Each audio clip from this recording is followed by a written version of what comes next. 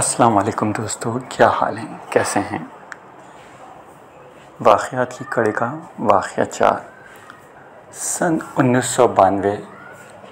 ये मैं बता चुका कि इस साल मैं KG2 में था, लेकिन इससे जुड़े कुछ वाक़या रह गया था, लिहाजा उसको हम यहाँ जोड़ लेते हैं।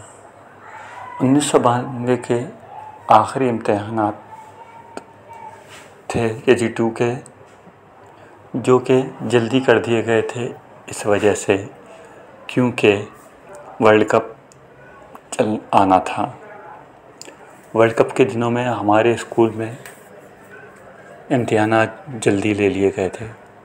हमें वर्ल्ड कप के सारे मैचेस देखने पड़े। ये 1992 का वर्ल्ड कप था पूरा, जो मैंने पूरा बाकायदगी से देखा। उसके बाद के वर्ल्ड कप इतनी भरपूर तरीक़े से शायद नहीं देख सका। यही 1992 था जब छुट्टियों में हम लोग इस्लामाबाद गए। जून के शुरू के 15 दिन इस्लामाबाद के 15 दिनों में अपनी खाला के घर गए। अब्बू के रिश्ते के भाई और हमारे ताया मोहम्मद अली ज़ेबाजी के घर गए। हम उसके अलावा अब्बू के मामू के यहाँ गए। इस्लामाबाद में पहला पड़ाव हमारी खाला के यहाँ हुआ। हम वहाँ पे गए, ट्रेन से उतरे, पहुँचे। वो हमें लेने के लिए आए। उन्होंने अपने घर का दरवाज़ा खोला। मेरा मूड उस वक्त अच्छा नहीं था और तबीयत भी ठीक नहीं थी, क्योंकि मुझे ज़्यादा सफ़र से उस वक्त तबीयत ख़राब हो जाया करती थी। लिहाजा मैं उस घर की एंट्रेंस आपको बता दूं क्या थी। जिस घर में हम दाखिल हुए वो उस घर की एंट्रेंस, अब जब मैं 37 साल का, इनके 30 साल पूरे गुजर चुके हैं, तब भी वही एंट्रेंस है। और मुझसे तकरीबन 3 साल पहले मेरी खाला ने इस घर का हाल अहवाल पूछा तो मैंने इसको एग्जैक्ट बता दिया। यूँ था कि इरम बेकरी थी छोटी सी उधर, वहाँ उसके साथ थी कहीं आसपास में गलियों में उनका करीब, वहाँ से करीब घर था काफ़ी। वहाँ हम गए। उसके में जो है उनका जो है आखिरी 3-4 घरों में से उनका एक घर था। शुरू में नहीं था, ग्रे कलर का दरवाज़ा था। एंट्रेंस होते ही उनकी गाड़ी खड़ी हुई थी। उल्टे हाथ पे गुलाब के बॉर्डर से, फूलों की बॉर्डर से उनकी क्यारी थी, जिसमें टेबल्स चेयर्स लगी हुई थी। उल्टे हाथ पे आगे जाके गाड़ी की जो पार्किंग है, थोड़ा सा आगे जाके गाड़ी के साथ ही काफ़ी फासला था कि वहाँ से लगेज आराम से आ सके और दरवाज़ा भी खुल सके। इतनी चौड़ी कुशादा जगह थी वो। वहाँ पे लकड़ी का दरवाज़ा था ब्राउन कलर का, और उसके पीछे वाइट लकड़ी का एक और दरवाज़ा जो प्रॉपर होता है। ब्राउन दरवाजे पे जाली लगी हुई थी। सीधे हाथ पे स्टेयर्स थी। स्टेयर्स के नीचे जूते रखने की जगह बनी हुई थी और कैबिनेट सा बना हुआ था, ताकि बिल्ला उनका अंदर आ जाए नहीं जूतों का।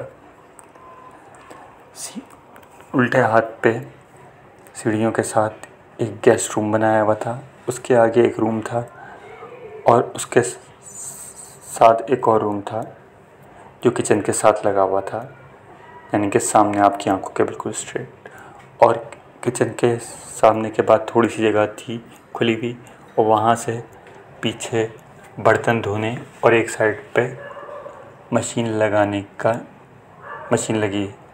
की जगह थी, जो कि उसी जो गार्डन सा बना हुआ था उसमें जाके उसका पानी निकलने का बंदोबस्त हुआ था। और उसके साथ एक कमरा था।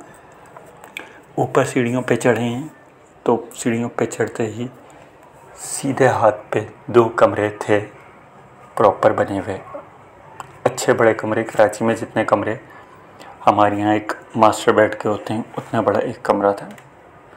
उन 2 कमरों के साथ उल्टे हाथ पे इस्त्री करने की 2 जगहें थी और 2 ड्रेस चेंज करने की जगहें उसके सामने बनी हुई। उसके आगे एक कमरा ऊपर और था जो कि ड्राइंग रूम सा बना हुआ था, या जहाँ कंबाइन स्टडी उन बच्चे बच्चियाँ कर सकें। और उसके साथ एक रूम और था बैठक के लिए। ऊपर सीढ़ियों पे चढ़े तो वहाँ पे एक छोटा सा स्टोर नुमा सा बना हुआ था जिसमें कोई भी चीज़ नहीं थी, बेड उठा जा सकता था। और उधर ईंटें रखी हुई थी। ईंटों पे चढ़कर आप दूरबीन लगाएं तो फैसल मस्जिद बिल्कुल साफ अंदर तक तकरीबन दिखती थी। रात के अंधेरे में भी रोशनी इतनी होती थी कि फैसल मस्जिद दिख सके। वहाँ इस्लामाबाद में हम लोग जब छत्तर पार्क, शक्करपड़ियाँ, दामने को मरी गए तो वहाँ पे इस्लामाबाद में जो है मरी वाला इलाक़ा, वहाँ पे मैं रेड शर्ट पहना हुआ था। वो रेड शर्ट देख के मेरे पीछे बैल या गाय मेरे पीछे लग गई। मैं भागा, मुझे छुपने की जगह नहीं मिली। मैं घर वालों के पास आया तो मैंने कहा किसी दरख्त के पीछे जाके छुप के शर्ट उतार लो और ये शर्ट ले जाओ।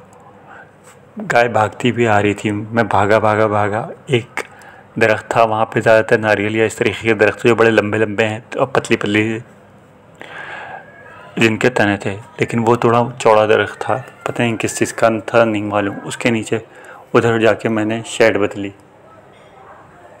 और इस तरीक़े से मैं आहिस्ता चलता हुआ घर वालों के पास आया। ये वही साल था जब उन दिनों शायद मुहर्रम थे या शायद 40वां था, क्या था। हमारा लाहौर जाना हुआ तो लाहौर में अब्बू के मामू के यहाँ रुके। मामू का घर बड़ा ज़बरदस्त बना हुआ था और बहुत अच्छा था, लेकिन मसला ये हुआ वहाँ पे हमारे पूरे घर में सबको चूटों ने काटा। बारिश के बड़े चूटे जो होते हैं लाल वाले, और हम लोगों ने खूब कत्था लगाया वहाँ पे अपने पाँव पे। और उनके घर से जगह शाह आलम रोड, जहाँ पे मजलिस होती है या जहाँ से गुज़रगाह है, वहाँ पे उस वक्त कहा जाता था लाहौर की अज़ादारी पूरे कराची में सबसे ज़्यादा भारी अज़ादारी मानी जाती थी। और वहाँ से ज़ंजीर ज़नी का शोर हमारे घर तक आ रहा था जहाँ हम ठहरे हुए थे।